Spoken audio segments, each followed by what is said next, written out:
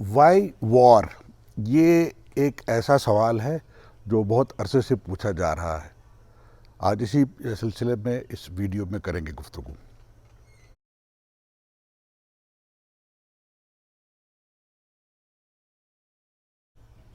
1932 کی دہائی میں، پچھلی صدی میں دو لوگوں کے آپس میں کارسپونڈنس چلتی رہی۔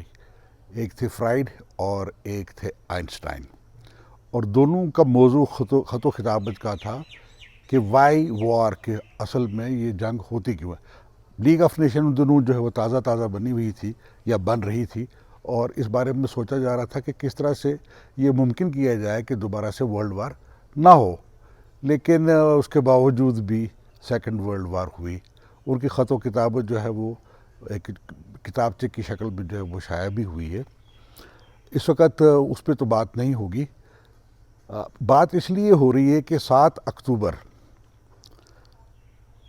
2023 کو حماس نے کوئی حملہ کیا اور اسرائیل کے کچھ لوگوں کو ہاسٹیج بنایا اور کچھ لوگ وہاں پہ مارے گئے۔ اس کے نتیجے میں اسرائیل نے حماس کی اس ٹیریٹری کے اوپر جہاں پہ ان کی ایڈمنسٹریشن ہے اس پہ حملہ کیا اور اس سارے علاقے کو جو ہے وہ تقریباً تہس نہس کر دیا۔ اس کے بعد اب یہ ویسٹ بینک کی طرف کا ارادہ ہوا، اور اب جنگ جو ہے وہ حزب اللہ کے ساتھ ہے، اور حزب اللہ کے جو ٹاپ کمانڈر ہیں، بلکہ چیف، وہ بھی مارے جا چکے ہیں۔ اب ایران نے بھی ایک سلسلہ شروع کیا کہ انہوں نے اپنے میزائل داغنے شروع کیے۔ تو سوال یہ پیدا ہوتا ہے کہ اس کی تو ہم کوئی وجہ نہیں بتا سکتے کہ یہ جنگ جو ہے اس کا نتیجہ کیا نکلے گا، لیکن یہاں پہ ایک جنرل تھیوریٹیکلی سمجھنے کی کوشش کریں گے کہ جنگ آخر ہوتی کیوں ہے۔ بہت سارے لوگوں نے مختلف نظریات دیے ہوئے ہیں، اور اگر آپ ایپکس بھی دیکھیں، چاہے وہ ہیلن آف ٹرائے ہے، اس کے اوپر جو ایک جنگ ہوئی جس کے اوپر اتنا بڑا جو ہے ایپک لکھا گیا ہے، یا اسی طرح سے رامائن میں جو جنگ ہے اس کو بھی دھرم اور ادھرم کی ہی جنگ کہیں گے، لیکن ایک بنیاد جو بنی اس میں ماتا سیتا کا ہرن ہے، وہ اس کی وجہ بنی۔ مہابھارت ہے، اس میں 2 کزنس کے درمیان جو ہے وہ جنگ ہے پاور کے لیے، مگر اس کو بھی دھرم اور ادھرم کی جنگ کہا گیا۔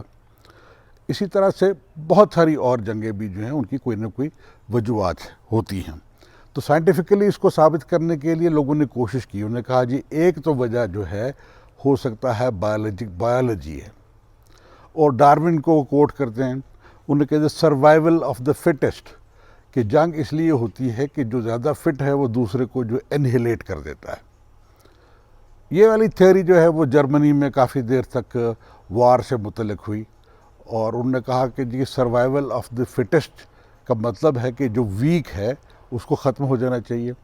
تو انہوں نے مختلف قسم کی تھیوری دی کہ ویک آدمی کو زندہ رہنے کا کوئی حق نہیں ہے، اور اس طرح سے ایک اس وقت کے جو جیوز تھے وہاں پہ ان کے خلاف ایک پروپیگنڈا شروع ہوا۔ تو بایولوجی کا سہارا لے کر، اور بایولوجی کو کہا کہ جی کہ بایولوجی ہی ڈیسائیڈ کرتی ہے کہ اس میں جنگ جو ہے وہ کیوں ہوتی ہے۔ مگر اس میں تھوڑا سا ایک نقص ہے اس تھیوری میں، کیونکہ ڈارون نے جو تھیوری دی، اگر آپ اس تھیوری کو دیکھیں تو تھیوری آف ایوولوشن ہے، تھیوری آف ڈسٹرکشن نہیں ہے۔ سروائیول آف فٹسٹ کسی اور لحاظ سے بات کہی گئی ہے، اس طرح سے نہیں کہ آپ جنگ کر کے دوسرے لوگوں کو انہیلیٹ کرتے ہیں۔ ایک تو وجہ بایولوجیکل بھی بتائی جاتی ہے، بٹ نان دا لیس اس قسم کی جنگیں ہوئی ہیں جس کی وجوہات یہ ہیں کہ جی کہ ویکر آدمی کو زندہ رہنے کا حق نہیں ہے، اور اس کو سبجوگیٹ کر دیا جائے یا اس کو ختم کر دیا جائے۔ دوسری وجہ جو ہے وہ ہے سائیکولوجیکلی آپ انسیکیور جب فیل کرتے ہیں تو آپ جنگ کے لیے تیار ہو جاتے ہیں کہ ایسا نہ ہو کہ اگلا آدمی مجھ پہ حاوی ہو جائے، لہٰذا میں انیشیٹ کر دوں جنگ کو۔ جو میکبیتھ میں شیکسپیئر نے اپنے ایک کریکٹر سے ڈائلاگ کہلوایا ہے، security is the greatest enemy of man. Security کا مطلب ہو گیا sense of security. If you are feeling secure, تو اس کا مطلب یہ ہے کہ کوئی بھی آدمی جو ہے، کوئی بھی ملک، کوئی بھی قوم آپ کے اوپر حملہ آور ہو کے آپ کو ختم کر سکتی ہے۔ تو سائیکولوجیکلی انسیکیور ہونے کی وجہ سے بھی جنگ کی وجہ ہو سکتی ہے۔ پھر اینتھروپولوجیکل وجہ ہے. اینتھروپولوجیکل وجہ یہ ہے کہ مختلف قسم کے قبائل رہے ہیں. ہر قبیلہ جو ہے وہ ایک دوسرے قبیلے کے اوپر سپرمیسی حاصل کرنا چاہتا ہے, اس کو ویک سمجھتا ہے یا اس کو اونچا سمجھتا ہے. اس کی وجہ سے جو ہے وہ جنگیں جو ہیں پرانے زمانے میں ہوتی رہی ہیں. یہ تمام باتیں تو اپنی جگہ, لیکن ایک چیز کو جو ہے وہ ضرور دیکھنا چاہیے کہ جس وقت آپ جنگ کو ٹیکٹکس کے حساب سے دیکھیں گے تو بات سمجھ نہیں آتی. اگر آپ اس کو اسٹریٹجی کے حساب سے اور پالیسی کے حساب سے دیکھیں گے تو بات جو ہے وہ کچھ تھوڑی سی سمجھ آنا شروع ہو جاتی ہے. میں مثال دوں گا اسٹیٹ آف اسرائیل کی. اسٹیٹ آف اسرائیل کی جو کریشن ہے وہ برطانیہ میں بیلفر ڈکلریشن جو ایک پیش کیا گیا. اس وقت وہ پرائم منسٹر نہیں تھے, مگر انہوں نے بیلفر نام کے ایک پولیٹیشین تھے, انہوں نے ایک بیلفر ڈکلریشن کیا ان دا پارلیمنٹ. انہوں نے کہا کہ جیوز کے لیے ایک اسٹیٹ ہونی چاہیے. بیک گراؤنڈ اس کا یہ ہے کہ ورلڈ وار فرسٹ میں جو آٹومن امپائر ہے ان کے پاس جو ان کے اپنے بادشاہ تھے وہ کافی پیرانوائڈ قسم کے تھے, اور انہوں نے ایک انور پاشا نام کے ایک شخص کو جو ہے وہ دیا ہوا تھا ایڈمنسٹریشن چلانے کے لیے. انہوں نے ڈیسائیڈ کیا کہ ان کو جرمنی کے ساتھ جو ہے مل جانا چاہیے. جب وہ جرمنی کے ساتھ مل گئے تو اس کے نتیجے میں برطانیہ کو یہ لگا کہ یہ ایک اچھی خاصی پاپولیشن ہے from religious point of view جو آٹومن امپائر کے انڈر آتی ہے, مسلم پاپولیشن. اور برطانیہ اس وقت ہندوستان پر بھی کو کالونی بنا رکھا ہوا تھا جس میں ہندو پاپولیشن کے بعد نیکسٹ پاپولیشن زیادہ تعداد میں جو مسلمس کی تھی. تو یہ دونوں پلا کے پاپولیشن کو لگا کہ یہ کافی کسی وقت بھی کوئی خرابی پیدا ہو سکتی ہے. 1857 جو ہے وہ آلریڈی ہو چکا ہوا تھا, اور یہاں پہ تقریباً جلیانوالہ باغ کا جو ہے وہ بھی سین ہو رہا تھا یا ہونے والا تھا. تو اس زمانے میں ہونے والا تھا انفیکٹ. تو اس زمانے میں انہوں نے ایک ایسا سوچا کہ اس آٹومن امپائر کو ٹکڑے ٹکڑے کر کے نیشن اسٹیٹ بنا دیا جائے. تو چنانچہ انہوں نے کہا کہ ایک جو ہے جوش اسٹیٹ ہوگی, یہ in the heart of the Ottoman empire. اس کے بعد ان ٹرکش لوگ تھے یہ آٹومن امپائر کے, ان کے ساتھ ان کے خلاف ایک ریبیلین کھڑا کیا عربس کا, جس میں لارنس کا جو ہے وہ بہت بڑا ہاتھ رہا, اور جو اس زمانے کے بدوی لوگ تھے ان لوگوں کو بھی شامل کیا گیا.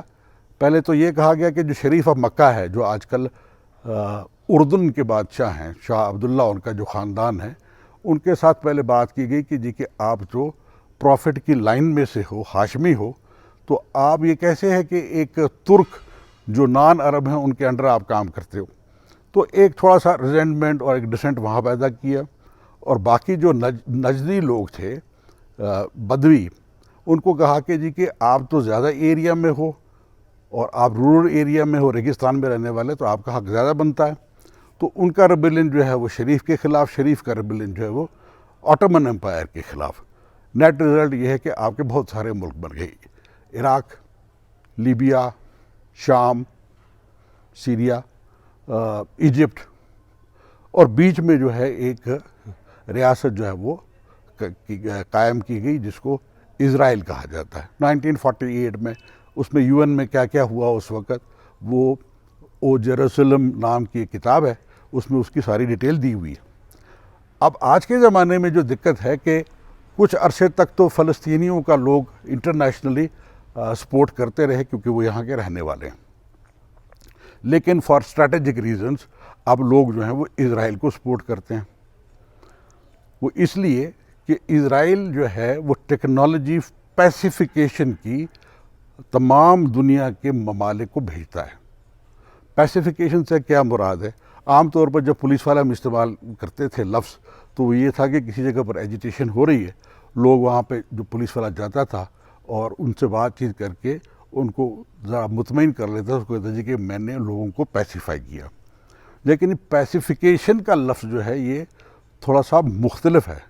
جیسے کہ 1857 میں جب اپرائزنگ ہوئی ہندوستان میں, اس کے بعد جو حال ہوا لوکلز کا, جن لوگوں نے ان کی زبان کے مطابق ریبیلین کیا تھا جنگ آزادی, جس طرح سے ان کو مختلف شاہراہوں پہ, چوکوں پہ جو ہے وہ پھانسی دی گئی, اور جس طرح سے رنگون لے جا کے بادشاہ کو جو ہے وہ مرنے دیا گیا وہاں پہ، اور یہ بھی کہا جاتا ہے کہ جب اس کو دفن کیا گیا تو ساتھ میں چونا ڈالا گیا ساتھ، تاکہ لاش جو ہے وہ جلدی سے گل سڑ جائے۔ تو وہ اصل میں ہوتی ہے پیسیفیکیشن۔ اب یہ پیسیفیکیشن ہر ایک حکومت کرنا چاہتی ہے تاکہ وہ کنٹرول رکھے لوگوں کے اوپر۔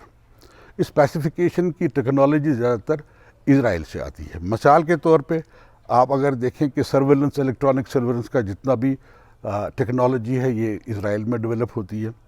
مختلف، یہاں تک کہ F-16 کے جو طیارے کے جو انجن ہیں اور یا اس کا کاکپٹ ہے وہ بھی اسرائیل میں تیار ہوتا ہے۔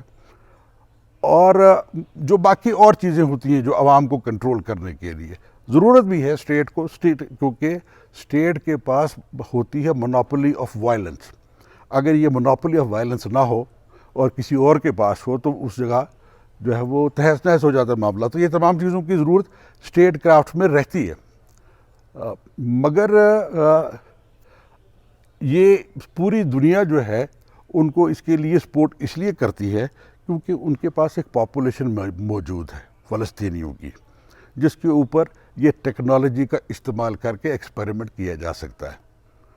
چاہے آپ بیریئر لگا کے ان کو بند کر دیں، چاہے آپ ان کے اوپر بندوق کا استعمال کریں، ٹیئر سموک کریں، سرویلنس کریں، ان کے آنے جانے کی انٹری کے اوپر کیسے کیا جائے، اور باقی چیزوں کی بھی کیمرہ کے استعمال میں جس سے آپ آئیڈینٹیفائی کر سکتے ہیں، یہ ساری چیزیں جو ہیں ان کے پاس اویلیبل ہیں، کیونکہ وہاں پہ ایک ایسی پاپولیشن موجود ہے جن کے اپنے رائٹس جو ہیں وہ ہے نہیں۔ زمین تو ہے ان کے وہاں پہ لیکن ان کی سرکار نہیں ہے۔ اس وجہ سے تمام کی تمام باقی انٹرنیشنلی تمام ممالک جو ہیں وہ ان کو سپورٹ کرتے ہیں، کیونکہ ہم ان کو ان سے ٹیکنالوجی حاصل کرنی ہوتی ہے۔ یہ ایک ایسا معاملہ ہے کہ جو لانگ ٹرم میں پتہ نہیں کس طرف کو لے کے جائے گا، مگر یہ ایک جنگ کو، وار کو جنم دیتا ہے، اور اس قسم کی جنگ ہے کہ اسٹریٹجیکلی مختلف ممالک جو ہیں اس میں ساتھ میں دانستہ طور پر یا غیر دانستہ طور پر شامل ہو جاتے ہیں۔ امریکہ کا بھی انٹرسٹ یہی ہے کہ ان کو بھی اپنے لیے ٹیکنالوجی چاہیے ہوتی ہے، چاہے وہ ان کو افغانستان میں استعمال کرنی ہو، چاہے ان کو وہ عراق میں استعمال کرنی ہو۔ یہ ساری کی ساری ٹیکنالوجی ڈیولپ کرنے کے لیے ایک لیب آلریڈی موجود ہے اسرائیل کی لینڈ میں جہاں پر یہ ڈیولپ ہوتی ہے۔ تو اس لیے اس قسم کی جنگیں جو اب آج کے زمانے میں ہو رہی ہیں اس بیسس پہ ہوں گی۔ آئندہ کسی اور موضوع کے ساتھ آپ کی خدمت میں حاضر ہوں گا۔ اجازت دیجیے، خدا حافظ۔